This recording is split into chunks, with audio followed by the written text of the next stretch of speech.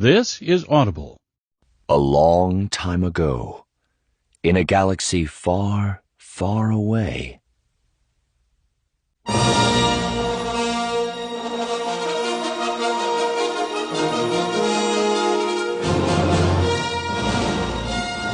Random House Audio presents Star Wars: The Old Republic.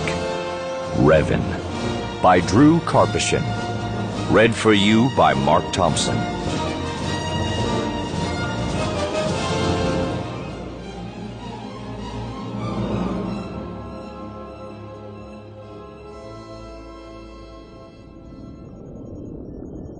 Prologue. Here, the darkness reigns eternal. There is no sun, no dawn, just the perpetual gloom of night. The only illumination comes from jagged forks of lightning, carving a wicked path through angry clouds. In their savage wake, thunder shreds the sky, unleashing a torrent of hard, cold rain. The storm is coming, and there is no escape. Revan's eyes snapped open, the primal fury of his nightmare wrenching him awake for the third night in a row. He lay still and quiet, turning his focus inward to ease the pounding of his heart as he silently recited the opening line of the Jedi mantra. There is no emotion. There is peace. A sense of calm settled over him, washing away the irrational terror of his dream. Yet he knew better than to merely dismiss it. The storm that haunted him each time he closed his eyes was more than just a nightmare. Conjured up from the deepest corners of his mind, the storm had meaning. But try as he might, Revan couldn't figure out what his subconscious was trying to tell him. Was it a warning? A long-forgotten memory? A vision of the future? All three? Careful not to wake his wife, he rolled out of bed and went into the refresher to splash some cool water on his face. Catching a glimpse of himself in the mirror, he stopped to study his reflection. Even now, 2 standard years after rediscovering his true identity, he still had trouble reconciling the face in the mirror with the man he had been before the Jedi Council had turned him back to the light.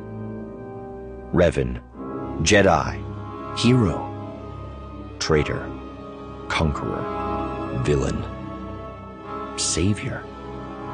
He was all these things and more. He was a living legend, the embodiment of myth and folklore, a figure that transcended history. Yet all he saw staring back at him was an ordinary man who hadn't slept in 3 nights.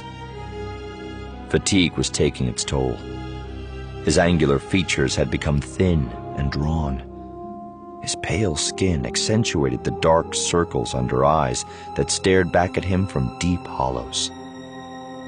Bracing a hand on either side of the sink, he slumped his head and let out a long, low sigh, his black shoulder-length hair falling forward to cover his face like a dark curtain. After several seconds, he stood up straight, using the fingers of both hands to sweep his hair back into place. Moving quietly, he made his way from the refresher and across the small living room of his apartment. He proceeded out onto the balcony, where he stopped and stared out across Coruscant's endless cityscape. Traffic in the galactic capital never stopped, and he found the constant buzz and blur of shuttles speeding by soothing. He leaned out over the railing of the balcony as far as he could, his eyes unable to pierce the darkness to make out the planet's surface hundreds of stories below. Don't jump. I don't want to have to clean up the mess. He turned his head at the sound of Bastila's voice behind him. She stood at the threshold of the balcony door, the bedsheet draped around her shoulders to ward off the night's chill. Her long brown hair, normally pulled back up from her forehead into a bun on top and a short ponytail below, hung loose and sleep-tousled. Her face was only partially illuminated by the glow of the city below, yet he could see her lips pressed into a wry smile. Despite her joking words, he could see real concern etched on her features. "Sorry," he said, stepping away from the rail and turning toward her. "Didn't mean to wake you. Just needed to clear my head." Maybe you should speak to the Jedi Council, Bastila suggested. They might be able to help. "You want me to ask the Council for help?" he echoed. "You must have had too much of the Corellian wine at dinner." They owe you, Bastila insisted. If it weren't for you, Darth Malak would have destroyed the Republic, eliminated the Council, and all but wiped out the Jedi. They owe you everything. Revan didn't answer right away. What she said was true. He had stopped Darth Malak and destroyed the Starforge. But it wasn't that simple. Malak had been Revan's apprentice. Against the wishes of the Council, the two had led an army of Jedi and Republic soldiers against Mandalorian raiders threatening colonies in the Outer Rim, only to return not as heroes, but as conquerors. Revan and Malak had both sought to destroy the Republic, but Malak had betrayed his master, and Revan had been captured by the Jedi Council, barely alive, his body and mind shattered. The Council had saved his life, but they had also stripped his memories and rebuilt him as a weapon that could be unleashed against Darth Malak and his followers. "The Council doesn't owe me anything," Revan whispered. "All the good I've done can't balance out the evil that came before." Bastila brought her hand up and put it gently but firmly over Revan's lips. Don't talk like that. They can't blame you for what happened. Not anymore. You're not the same man you were. The Revan I know is a hero, a champion of the light. You redeemed me after Malak turned me to the dark side.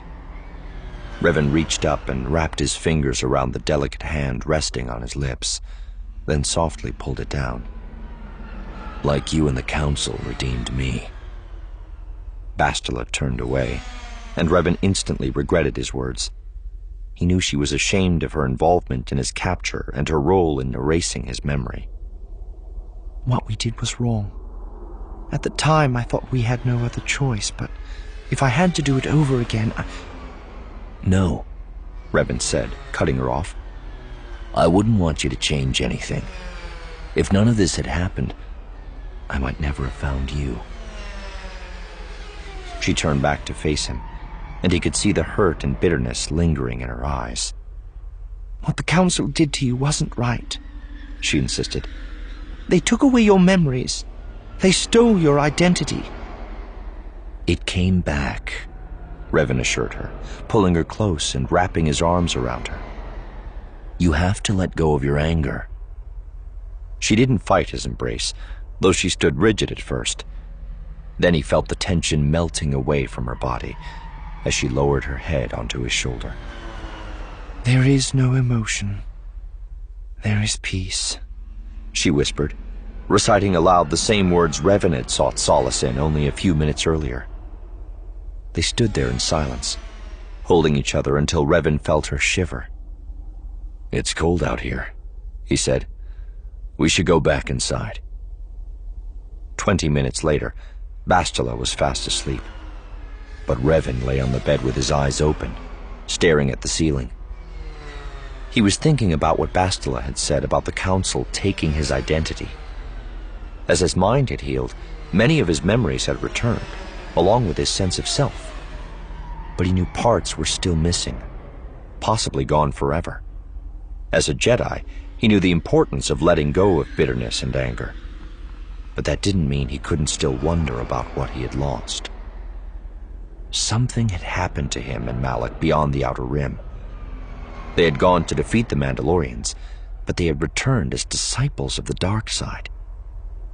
The official story was they had been corrupted by the ancient power of the Starforge. But Revan suspected there was more to it, and he knew it had something to do with his nightmares. A terrible world of thunder and lightning, shrouded in perpetual night.